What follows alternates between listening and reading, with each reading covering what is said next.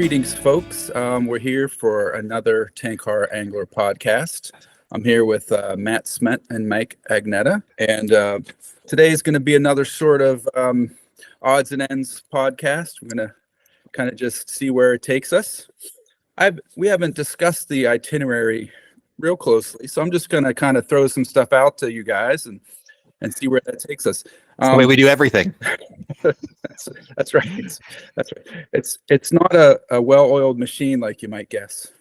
But so the one thing that I'm pretty curious, I haven't really had a chance to talk to you guys about much, and there's got to be other folks that read the article and are just kind of curious to hear more, and that's that trip out to Colorado with those Japanese anglers. It's just kind of fascinating how that happened, and Mike, if you could kind of start it off and tell us how that all came to be, and you guys just kind of tell us about how that trip unfolded. Yeah, I'd be happy to. So you're talking about our go to Tenkara With Us article, which based on the stats, I guess a lot of people have read. So, pardon me if I kind of rehash some old business, but since you asked, it was a really interesting trip that kind of evolved over the course of, I guess, the spring and summer of 2023. I had a Japanese angler reach out to me who found us through tenkaraangler.com and really wanted to fish with some American Tenkara anglers in the United States. And after that, I reached out to Matt to see if he was interested. He was. Matt kind of jumped at the opportunity to kind of join me on this trip. And absolutely. Yeah. And then our friend, the gentleman who reached out to us, his name is Hiro. He had two friends that he wanted to bring over from Japan. So like I said, over the course of the summer, we kind of put the logistics of it together. And we ended up basically meeting for a weekend in fishing in Estes Park, Colorado. And not being from Colorado, I felt like we needed to recruit somebody from Colorado. So we kind of tapped Jonathan Antunez on the shoulder to do that too. Obviously, he's a really big fixed line angler, catches tons of giant fish, and just really digs the history of Tenkara. So we thought he would be a perfect fit. He was as a co-host, he did a really, really great job. Help showing those guys around and just talking about fixed line angling in America and the history of it and tying flies and all sorts of fun stuff. So it was one of those things that it kind of came together over the course of a few months.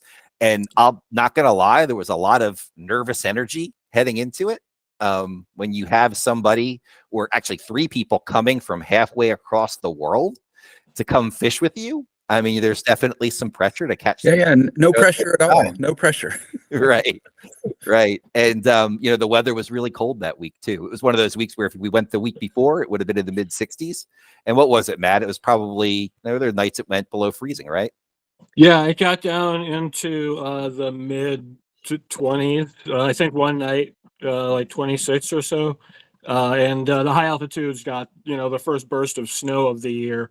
So we were there for that, which was really cool. Not so much it wasn't cool for the fishing so much, but it was cool to be there to experience. Yeah. So the fishing was hard, but I think everybody had a good time. We showed them a good time. I think that's basically the takeaway from the group of the three anglers. We talked a lot about American Tenkara, Japanese Tenkara. They're all from Nikko City, in Japan, and they kind of recreate in and around Nikko National Park. So they taught us a lot about that and what they do for their day jobs. And it was really just a fun time. It was like an interesting way to make some new friends, sharing some fishing camaraderie, and the language barrier really wasn't a big deal. They spoke enough English for us to understand, and we did our best, obviously speaking the language of fishing to understand what they needed and get them on the water in a good way. So it was a really fun experience. I'd recommend, if you haven't read the article, read the article. I probably explained it a lot better and in more detail than I did a good job of tonight. So what do you think their takeaway was? Was this the first time they'd come to America to fish, and what were their impressions and takeaways from our rivers out there in Colorado? Yeah, so I'll kind of start. So one, they did say that the fishing was very similar to Japan, especially when we were in Rocky Mountain National Park. So it wasn't that different. but we did take them to, what was it, the South Platte, Matt? Yes. Yeah, which was a little bit bigger water, which they were not used to fishing tenkara on. So we were kind of doing some Hanryu tenkara with them on the last day. And I think that was probably the best day of fishing that we had. I mean, everybody got into fish, big fish, nice sized fish. And they came with their 11 or 12-foot rods, and we had to outfit them with 13 or longer rods to kind of give them the proper gear to fish those waters. And I believe they all had a good time. That's pretty much what I heard. What about you, Matt? What do you think their takeaways were? Well, that's the impression I got in person, and then what was it, Hiro or Aki wrote a kind of a response article. I hope you guys caught that. But and in it, he's yes, I believe they really had a good time. If I can be a little bit more articulate than I was there. Yeah, the thing that I was kind of waiting to see was some of those guys fish. Aki in particular is a pretty seasoned angler, not only in tenkara style but fly fishing as well. And he's a student. He kind of comes from the Sabata-san school of tenkara. So it was kind of interesting to watch him fish and see what kind of techniques he used. That's one of like the mysteries of an American tenkara. Like, what do the Japanese guys do? Is there a secret sauce? And I think when Matt and I kind of sat back and watched him, other than some unique things that we noticed about grip position on the rod, he wasn't a finger up. He was kind of like a hold it like a fly rod kind of angler. Like, the fishing wasn't that different. He was manipulating flies. He was doing, basically all the things that we do here, in America. He might have been maybe a little bit more into manipulations than maybe dead drifts. But, on the whole, there wasn't a ton that really stood out to me as different. We were all kind of fishing the same way, which was, being, an American, it was really reassuring that I'm not doing this wrong, quote unquote. Not that you can fish wrong. You know what I'm saying? Yeah, I'd like to add to that in that, many of us, myself, especially I'll speak for myself, are heavily influenced by Oni style tenkara. And these gentlemen were all Sabata school tenkara. Now, it wasn't like a huge difference, but there was some noticeable differences.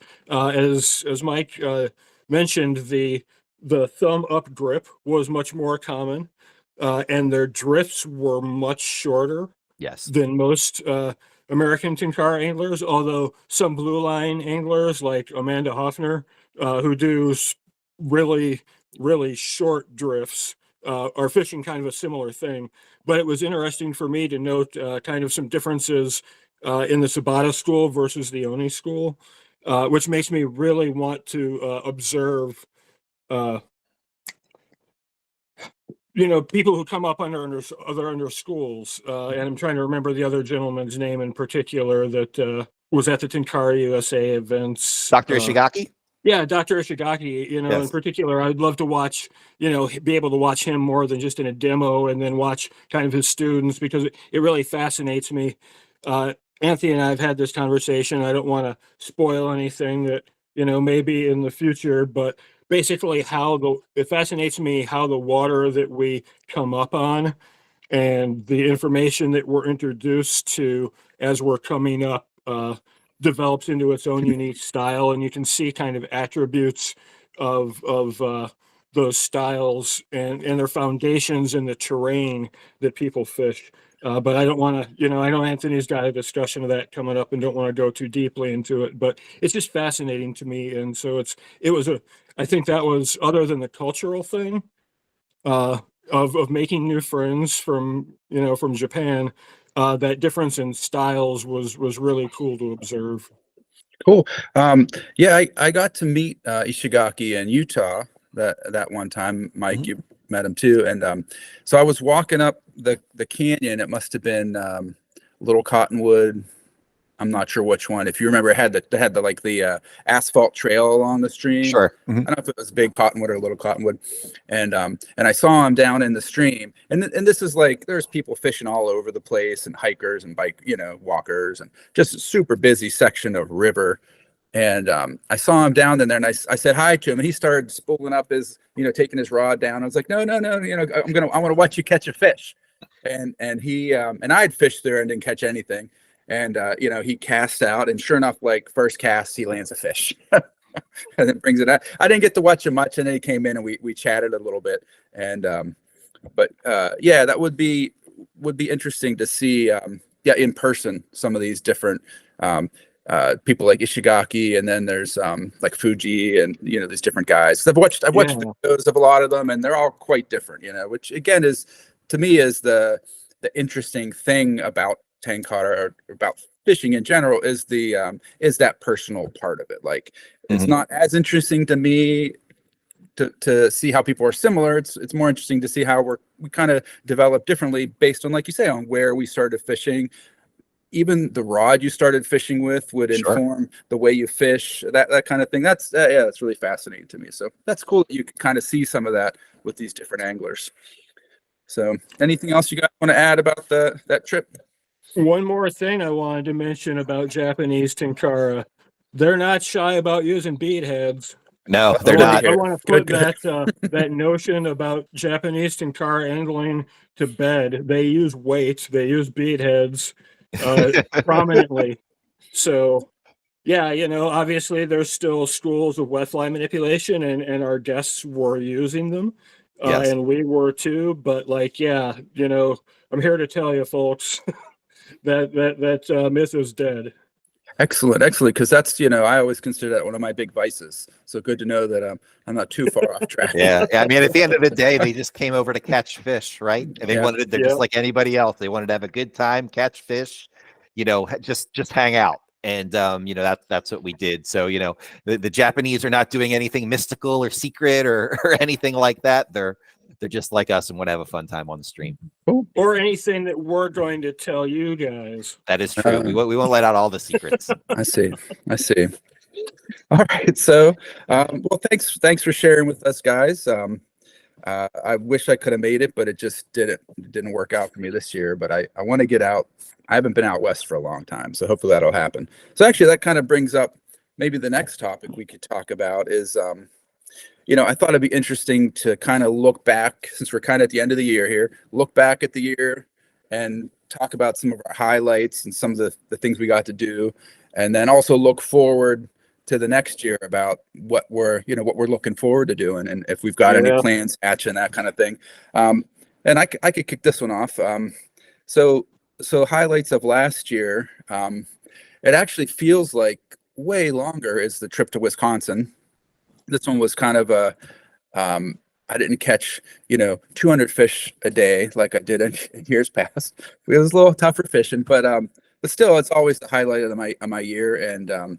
And for people that know me, I love guitars, and so we're, in all the years I've been in the Driftless, I never made it to La Crosse. And a friend of mine, Larry, who met us there, he happened to come in that way and went through, and he saw this store, Dave's Guitars. He's like, you gotta go. And I kind of resisted it, but I went, and it was just like an epiphany. It was hundreds of, there's millions of dollars worth of vintage guitars. It was amazing. So if you are a guitar player and you're in the Driftless, you got to go to Dave's Guitars. Save up your money and get a guitar, because it was just amazing.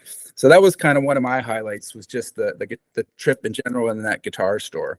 But and then the other thing for me this year is I was fortunate enough that to get a house in State College area, and got to fish a ton on the same.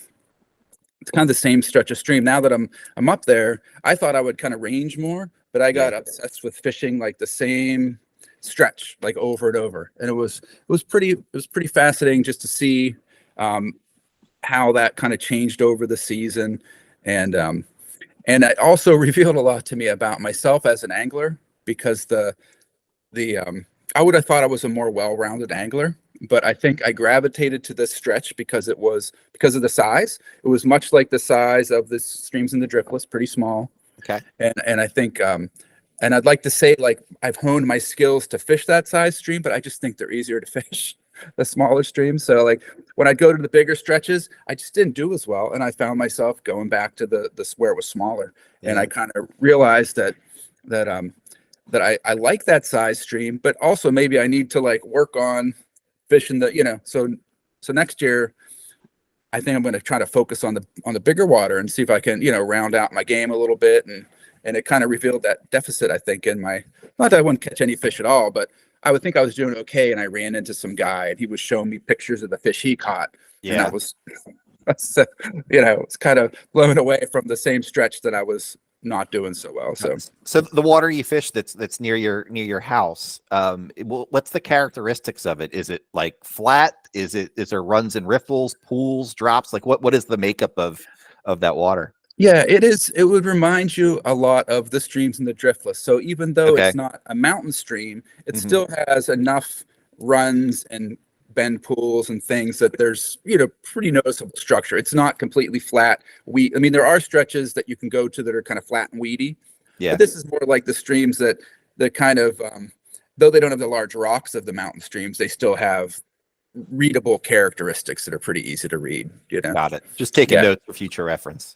Yeah, and it's small. Like it goes. I'm up at kind of the top end of it where it's, could be 15 feet across. And it gets a lot bigger downstream.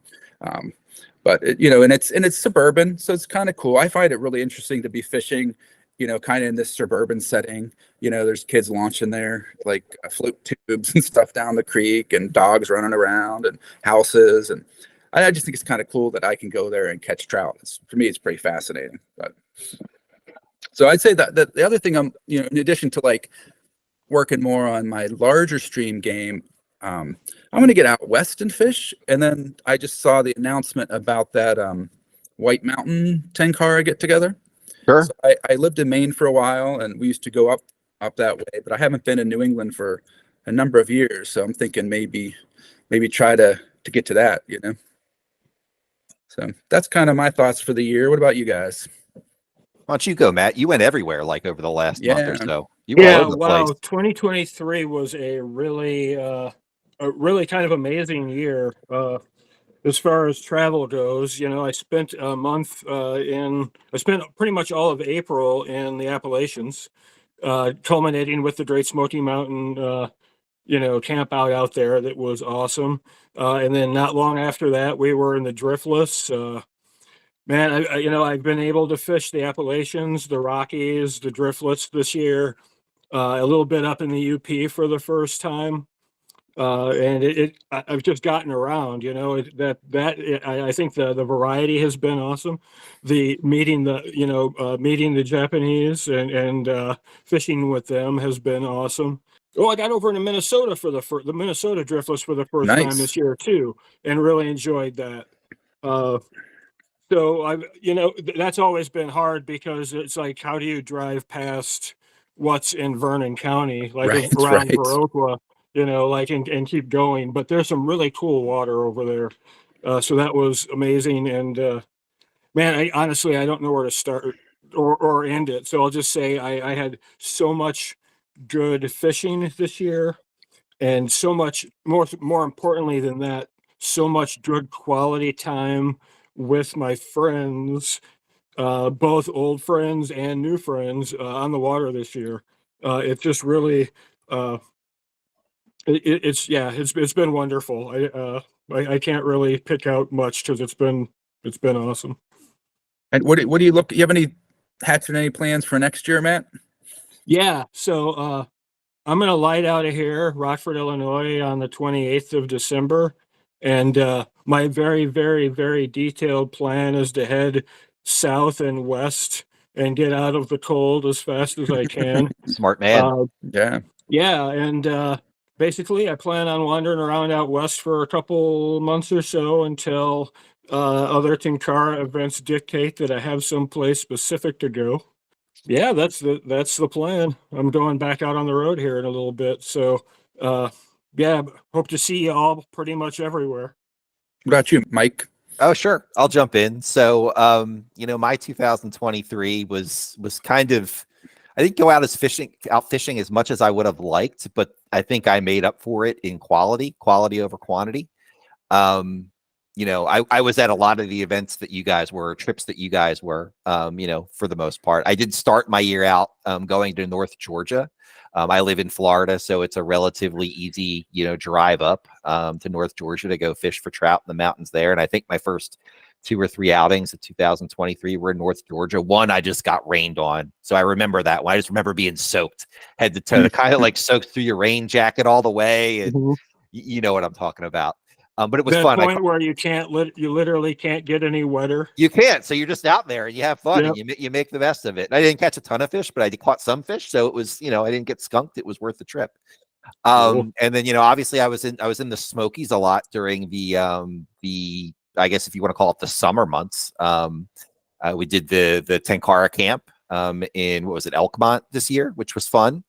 I went up there a couple times on my own. I went up there with my daughter as well. We did a trip to the weekend to the Smokies. It wasn't exclusively a Tenkara trip, but I did go out fishing one day, which was a lot of fun. And I got to show her, the sights and sounds of the Smokies. She had never been, so I took her to Cherokee. There was a rodeo in town that weekend. We did that. And we rode the Smoky Mountain Railroad back and forth from one town to another. So it was just kind of fun to be like a tourist and work that into my fishing. The Driftless was obviously great. Stayed with you in a cabin with a couple other guys. Anthony had a really good trip there. And then, the Colorado thing was just fantastic. A couple of us guys went fishing up in not quite the Smokies, but in Western North Carolina. I don't even think at the time we knew it was going to be stocked, but we fished some stock water and caught a bunch of very aggressive and large fish, which was a lot of fun. I actually took a little detour the one day and went for some of the wild rainbows just to kind of make sure that I wasn't cheating the whole weekend. But when you approach a pool that has 50 plus stocked fish in it, you're fishing with a cheat code. But it was a ton of fun. I fished with Matt the one day with a couple of our friends, and it was an amazing time. It was just a really great weekend to kind of, I guess, close out my fishing season, if you will, because I don't think I'm going to get out, unfortunately, the rest of the year between work and the holidays and family obligations and things like that.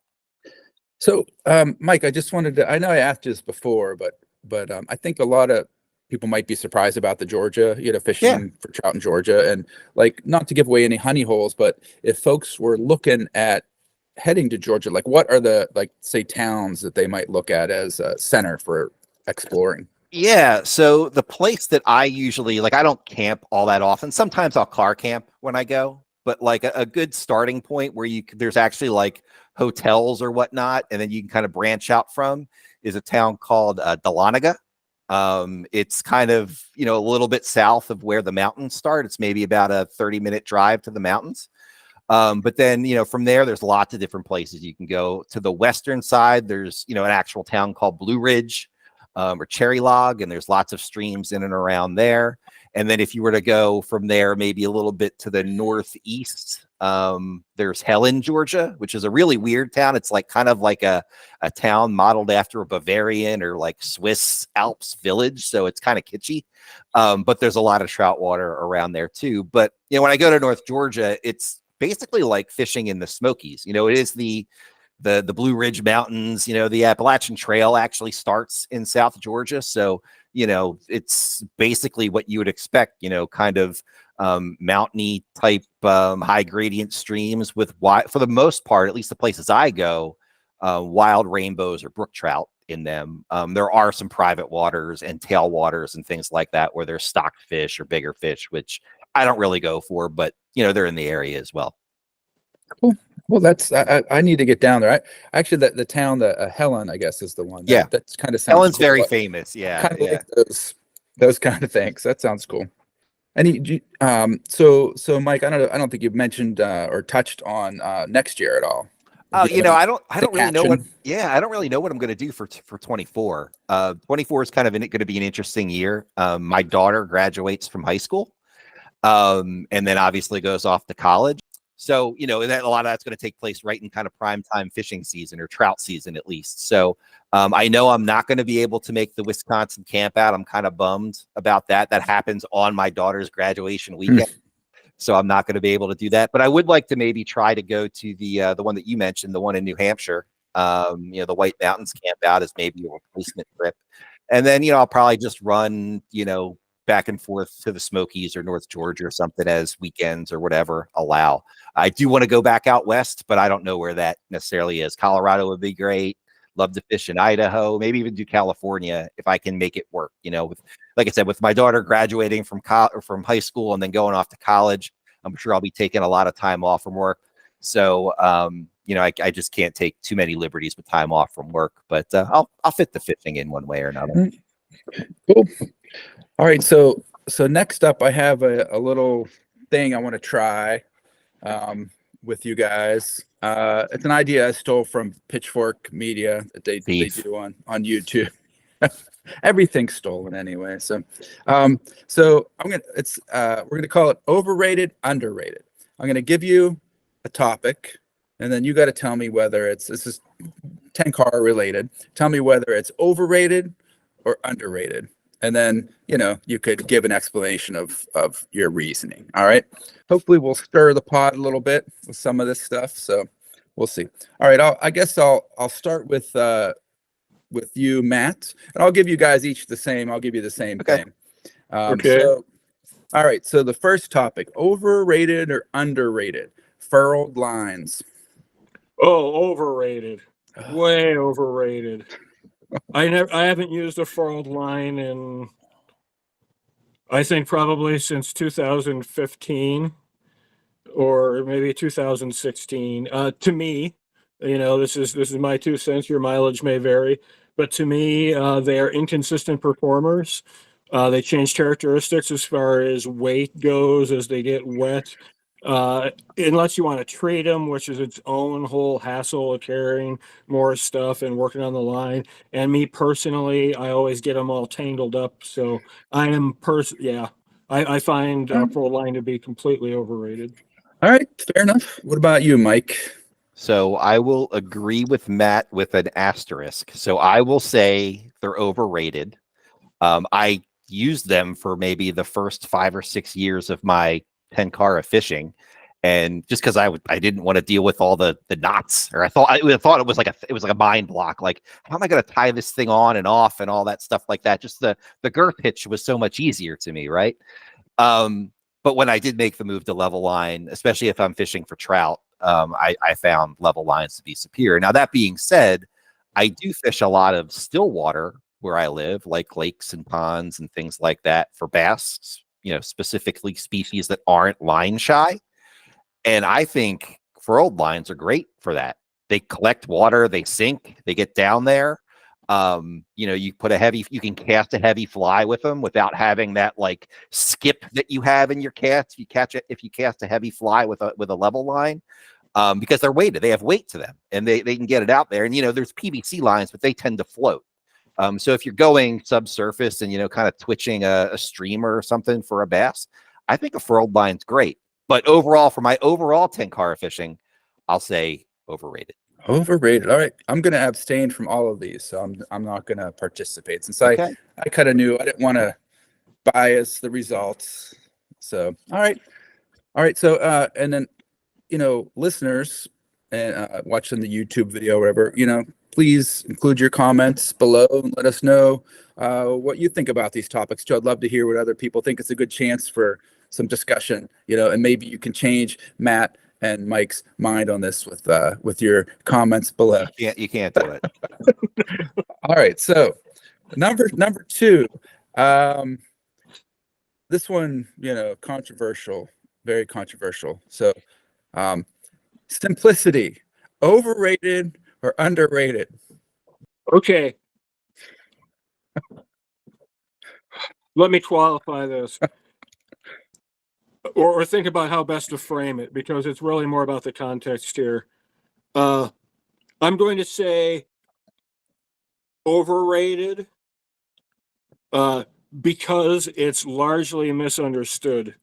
I don't believe the intent of Tenkara was ever for it to be simple. I've never heard any of the people recognized as Tenkara masters honestly once ever mention the simplicity, bring up simplicity. So to me, I think uh, there was a marketing echo of that idea off of the introduction. And I think that idea was largely misunderstood because whereas Tenkara isn't necessarily simple as far as easy, you know, completely easy to fish, and you become a master right away and everything, it is mechanically simple. So it is true to say that Tenkara is mechanically simple. It is a simple machine. It is a third class lever. It is mechanically simple, but the techniques, the potential depths to the system, are way beyond simple. So I think your answer alone shows that you overrate simplicity. Yeah. I think to me I don't fish Tenkara because it's simple. Like I fish it because it's the fishing experience that I enjoy most directly. Gotcha. But I understand where people are coming from, and I understand how, that basically it being a streamlined, mechanically simple system builds into that concept of simplicity. Yep. I just think it's been misunderstood in that regard. All right, Mike, simplicity, overrated or underrated? Overrated. Overrated. I could go on, but I mean, I think Matt did a fairly good job of. I don't fish Tenkara for it to be simple. I don't have as many rods as Chris from Tenkara on the trail, but I probably got 20 rods on the wall back there. I got at least 15 different lines to go with those rods, boxes of flies, different packs. Like I don't know, I'm a gear guy. And maybe gear isn't the definer of whether or not Tenkara is simple or not, but I certainly didn't pick it up for the simplicity aspect of it. And I think most of the people, I think there's definitely a handful of people who, they only use one or two rods and they only take out, the tiny little packs and, kind of subscribe to the simple. But I would say most people, and I honestly, by the amount of people that the articles that are most popular on our website are not the ones that have the ethos of Tenkara being simple. So I'll chime in on this one a little bit, just because my initial attraction to Tenkara had nothing to do with simplicity, but in the end, I would actually say it was, for me, I underrated it. And the reason I'm going to say that is that it's just, as someone that's kind of got ADHD and is a mess as far as organization goes, and I switch back and forth between Euro nymphing and Tenkara, the startup inertia is so much lower with Tenkara for me. Like if I'm going to go fishing, before I would talk myself out of it, and I just don't have the time to get all my crap together. But now I go. So for me, it was I didn't come to it for that, but I underrated it. So that's my take on that one. I like that spin. Surprise. Yeah, I like that spin. All right, so let's see. You guys having fun? You want to do a couple more? Sure. Yeah, Keep going. All right. Now this one may be the most controversial yet, but we're going to look a little bit at snacks that you might take on a Tenkara trip, and we're going to over or underrated celery. Want me to go first? Yeah, I can't even respond. Mike. It's yours. So celery is severely underrated. This actually comes from a campfire conversation that a couple of us had, at that trip in North Carolina, and people were just ragging on celery. And I don't know where the hatred came from. I don't know where the venom came from. Look, it's not the number one thing that I put in my pack. I don't actually bring it on a Tenkara trip at all. But as far as something that I can eat and snack on and not feel guilty about, or use as a vehicle to convey, peanut butter or cream cheese or whatever it might be, it's fine. Look, you got to have vegetables in your diet, man. If you only drink beer and eat meat, you're going to get gout, and then you're not going to go fishing anyway, right? You're going to have swelled up legs. And come on, man, get the roughage in there. Celery's good. Underrated. Thumbs up to celery. Matt, would you like to chime in? Mike couldn't be more wrong about this. Okay, celery is so overrated. Like, look, as a vehicle to put other food in your mouth, do you take other food and just be like, you know what would go good with this? Wet hair. I'm gonna smear some wet hair Crunchy on wet this hair. food, Come on, some it's got wet crunch. kind of crunchy hair, and put it in my mouth. That will be really tasty. Oh. Like, I don't know where you're coming from. I mean, anything you can put on celery goes on much tastier things. Like a Dude. cracker. Like a cracker? Any cracker, Mm-hmm. a tortilla. I mean, come on. And you know what? Like, now the scurvy thing, that was kind of a curveball. So I'll give you points on that. But like, there are other vegetables, and like, you can't tell me celery has good vitamins. Oh, is it? No, it's refreshing. It's a nice crisp snack Refreshing. at the end of the day, like crunch. It's nice and cool, and like I said, I'm not going to get gout. So there you go. All right. Fair. So I'll cut that one off before we go too far down that. Gout. It was not scurvy. Okay. Scurvy. I don't want to get scurvy either. Yeah. Does celery have vitamin C at all? I don't know what it has. It just has I think crunch. vitamin. I don't know. Celery probably sucks vitamins out of your body. All right. So I don't want us to get flagged by like the pro celery, conspiracy on YouTube. So we got to cut this off. So let's take something a little more serious. How about Matt, over or underrated soft, slow action Tenkara rods? Underrated. Absolutely underrated. Like they're a totally different experience. And I found switching over to like a full flex rod from the rods I normally fish typically takes me a little work to get my hook set back in shape because it takes a little bit more, I think, advanced attention to detail and line tension. So like I have a 5.5 rod in like it's a 410 5.5 action rod, and that thing, like when you're casting it feels like you're casting rope. And when like it literally feels like you're throwing a bullwhip out there, and when you get a fish on, you're pulling it back. I don't mean like rope, like noodly in a bad way, but it casts so smooth that I think a lot of people would appreciate it, especially if you like casting like bamboo, anything on that side of the house. Yeah, absolutely underappreciated. Cool. And what about you, Mike? Over or underrated? Overrated. Oh. I now, don't get me wrong. I like full flex rods. I like softer rods. They're some of my favorite rods that I have to fish, but I have no problem fishing with a tip flex rod. I think in a lot of scenarios, especially if you're on a smaller stream, a tip flex rod is a little bit better of an attribute to have. You don't want a sloppy hook set. You want a quick, swift hook set, right? Especially when you have canopy all in and around you. So, there's just different scenarios where you use them. And look, I'll even say too, like, I think fiberglass rods are overrated. I know and I'm not just talking about Tenkara, I'm talking about in fly fishing in general. I know there's all this nostalgia for, softer, slower rods and all that stuff. But I mean, there's something to be said for a high performance, carbon fiber, graphite, whatever you want to call it, rod that really sings. And, maybe it doesn't have the same soul, but as far as a fishing tool and an implement, like, I think there's a lot of rods that are tip flex that are just fine. All right, cool. Let's see. You want one more?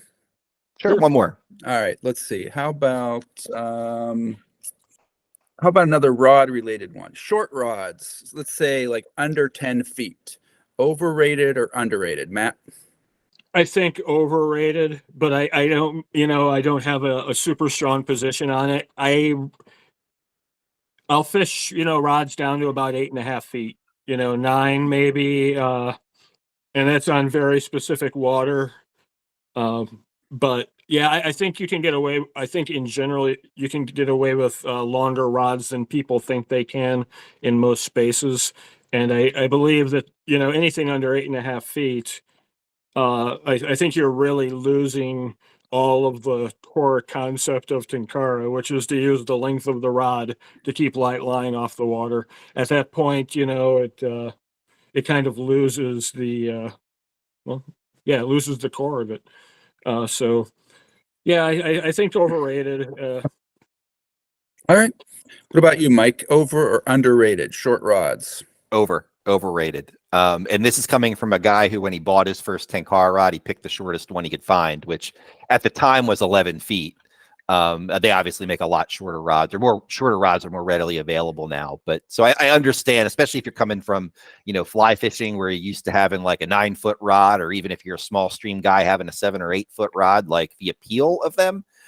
But I mean, I fish pretty much with a 10 or an 11-foot rod on the shortest end with all of my small stream fishing, and I don't feel hampered or encumbered or anything by having that rod. Now, I do think sometimes if you could fish a rod that does zoom down maybe to a smaller length, that might be helpful in certain circumstances, maybe. But I don't think you need it. I don't use one. Like I said, the smallest rod that I fish is probably about 300 centimeters on a regular basis. And most times it's, 12 or 13, even in, think what waters that people might say are small. That said, because my first rod was an 11-foot, and I did a things I like video about this, I do have a fondness for 11-foot rods, which are on the smaller side of the spectrum. But if we're talking, 8 feet, 9 feet, that sort of thing, I don't think you can do it. You can just choke up on the rod a little bit if you really need to get a little bit less, rod in your cast, I guess. Yeah. All right. Yeah, I'm not going to chime in too much, except that when I go and take out a Euro rod, and like a 10-foot rod in the fly fishing world seems so long, right? Right. When I got with a 10-foot Euro rod now, I feel like I'm waving around like a chopstick, and it's like it feels short, like it's kind of crazy. But yeah, I agree. Like longer rods, the longest you can get away with. And I think that tendency, like you guys talk about, I think when people start, like if you're starting out in Tenkara, you do have that thing like, how am I going to fish with this 12-foot rod on these tight streams? You see that Right. comment. But like you find a way, and then I think you find then when you get to that nice open run or big hole, you're so undergunned with that tiny rod, like in those nice spots. So yeah. I think the key there, honestly, is being willing to pass up water. Just to be, sometimes it's we want to be able to go out and hit every piece of water on the creek, and by no means am I saying that you shouldn't maximize your time and your space on the water. But the fact is that in order to fish the length of rods that I like to, sometimes I can't fit into a particular area of a creek, and I'm okay with that. You're not competing or anything. It's so you don't have to fish everything. All right, cool. So I think it was fun. Did you guys enjoy doing that? I think that'd be a fun. Yeah, I did. That was fun. Yeah, I think maybe one of these times we got to break out the chicken wings and do a hot ones. But until then, fun, yeah. All right. Well, Until I think maybe we can rotate who's asking the questions. Yeah, that'd be good. Yeah, absolutely. So yeah, and again, I invite listeners to add your vitriol and your down below. Like, maybe not that. idiots. Maybe just some nice feedback. Matt was absolutely right in everything he said. I watch all these guitar related YouTube channels, and those guys are so funny because they're always, anytime they assert anything, they're like, all right, tear me apart down below, like they know they know it's coming. And the one guy, he likes to post all the worst comments. He'll haze out who it was, but he kind of makes it to deal with it. He makes it a thing, right? He'll like repost all the really nasty comments on his Instagram feed. So, all right. Well, I thought that was fun. Yeah. Again, share your comments on this stuff, and I actually would like to hear what people have to say about that stuff. So, yeah, absolutely. Let's see what we got next here. Well, let me just shameless self-promotion. So, I've got this sweatshirt on. It's from the Midwest Tenkara Fest 2016. This is an original vintage. but we recently posted on, is it on Spreadshirt is the Yes. site. There are all the Tenkara Fest shirts. The designs are available from how many were there? I don't even remember. 5? I think we did 3 shirts or 4. No, there's at least 4. Anyway, you'll see the Yeah, 4 maybe. that far back. So you'll see all the shirts there, and then there's an additional design that I did based on it, a Tenkara Till the Cows Come Home, unaffiliated with the Tenkara Fest, but still sort of Driftless inspired. So anyway, go check that out. If you went to those events and you didn't get a shirt and you always wanted one, or you got one and it wore out, go check them out and get another one. Or just if you didn't go to them, I'd love to see other people out there wearing these designs, because I really enjoyed making them for Mike and Mike Lutz and Matt Sment for those events. And I'm glad. I always appreciated that they had me do that. It was always a blast. Those events were great. I'd love to. They were like my favorite event. I loved going to those. So anyway, thank you, Matt, for putting those on. So let's see what else we got on the docket. I know Matt was interested in talking about gear. He had, I think, some stuff he wanted to talk about. He mentioned that earlier, so I could turn it over to you, Matt. Yeah, like my question was kind of similar to early, kind of like what if any was your standout gear additions this year, or high performers, and what might you have in mind for next year? Yeah, we can do that now. Go ahead, since you brought it up.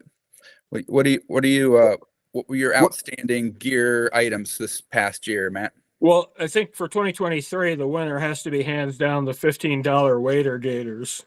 Oh, yes, waiter gators. For the price, and then honestly the performance. They're a really solid piece of gear.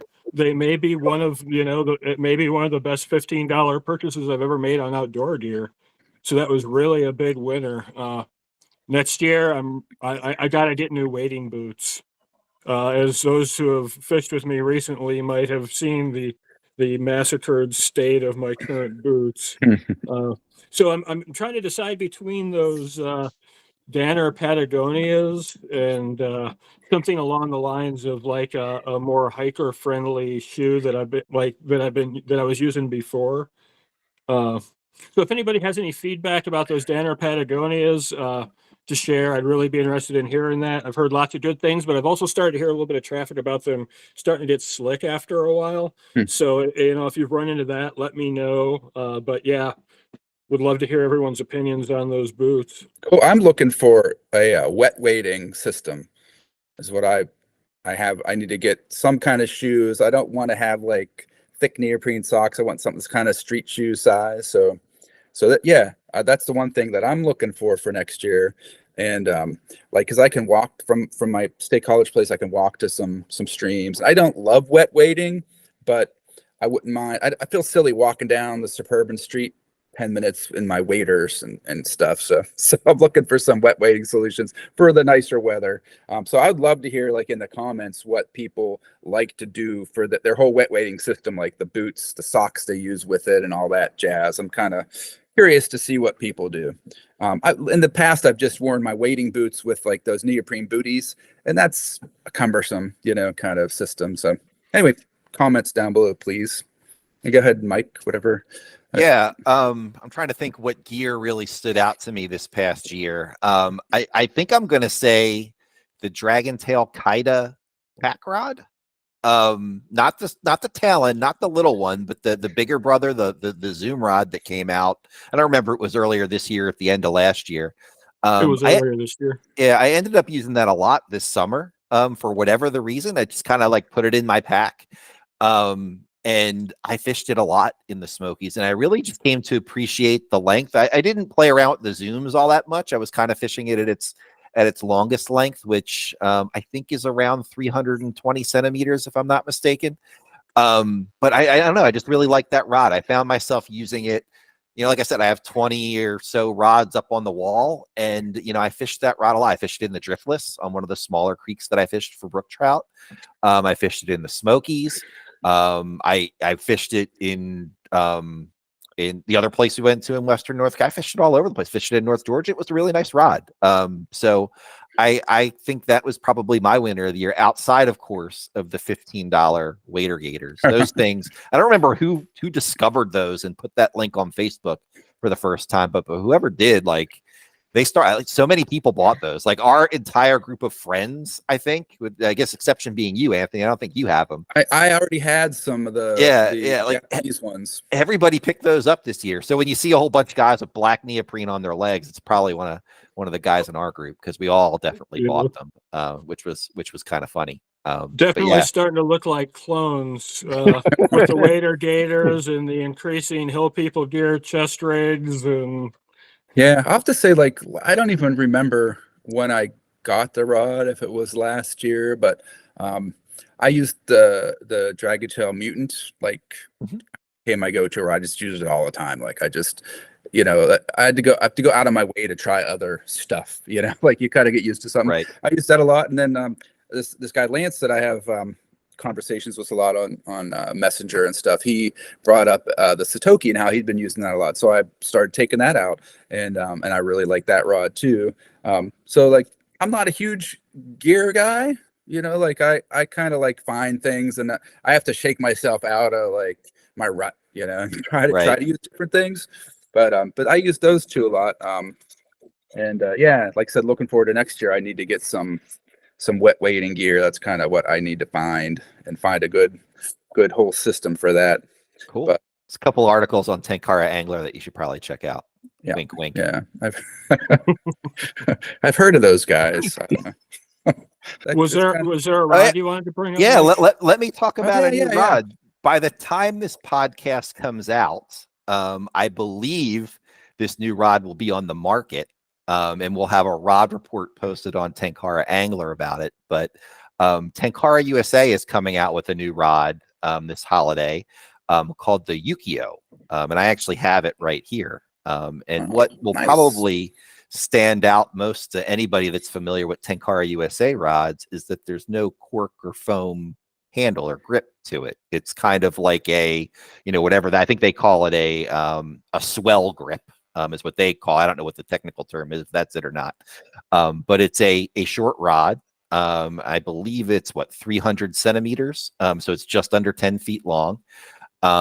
And I'll be honest with you, I didn't have high expectations for it, not, due to pedigree. I just don't like rods that don't have cork grips, traditionally, or foam grips traditionally.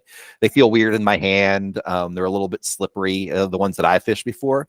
This one has a nice grit to it, and it's a really nice little punchy rod. So when you're fishing in places where there's, tighter cover, and you want to, kind of like we were talking about earlier, you don't want, that kind of soft rod that is difficult with hook sets. This is definitely a tip flex rod, and it just does a great job with kind of pinpoint accurate casts and getting the fly where you want it to go. I used it for wild rainbow trout, handled those fine, as you would expect. Didn't feel like I was overpowering the fish. The fights were fun. And then I also tried it on some larger stock fish, and it had plenty of backbone. So this is one that, like I said, by the time this podcast gets published, this rod should be out by then. If not, I guess we'll probably hold back the podcast. I don't want to let the cat out of the bag. But it's a rod that, if you're interested in a small stream rod option, particularly one that's like a pack rod, I wouldn't call it a pocket rod. It's a little bit bigger than a pocket rod. I think it's about 15 inches top to bottom. But if you want something that's a little bit smaller form and function, especially if you're a Tenkara USA fan, this is a rod that I check out when the time comes. It's definitely, like I said, it surprised me, and I think it will you too. Cool. Yeah, I'm looking forward to checking that out. That looks pretty cool. I love the stripes. Yeah, I think it's one of those things that some people might love or might hate. You know what I mean? It's a royal blue rod. If you can't tell from if you're listening and not looking on looking on YouTube or whatnot, it's got kind of like a progressive zebra striping at the bottom. So it reminds me of like that. It reminds me of like the '80s thing. That. That's what I was going to say. It's got that '80s aesthetic. It's like Back to the Future logo or something like that, right? Yeah. So some people might like that, some people might not, but I think it's a pretty nice rod. Cool. All right. Well, I think that kind of sums up everything we had on the docket, and time-wise, we're coming in right there. So, well, I guess I wanted to add, please like, subscribe, click the bell for notifications, obviously, and we'll put links to things that we mentioned in the description, and then also just an opportunity in the comments to if you've got any ideas of topics you'd like us to tackle in the future, we could use some ideas. So please add those in the comments as well. Yes, please do. Please do. We've been extremely inconsistent with our podcasting. And, as of this month, we've put a monthly reminder to record these. So we want to keep these coming out. So any suggestions on topics, guests, things like that, we'd love to hear them from you so we can try to make that happen. All right. Well, I guess I'm signing out, and glad to do another podcast for you. And hopefully we'll do more coming up soon. Cool. Thanks, guys. Thanks for running the show tonight, Anthony. It's been a great time, guys, and thanks for watching, folks. Cool. Talk to you soon.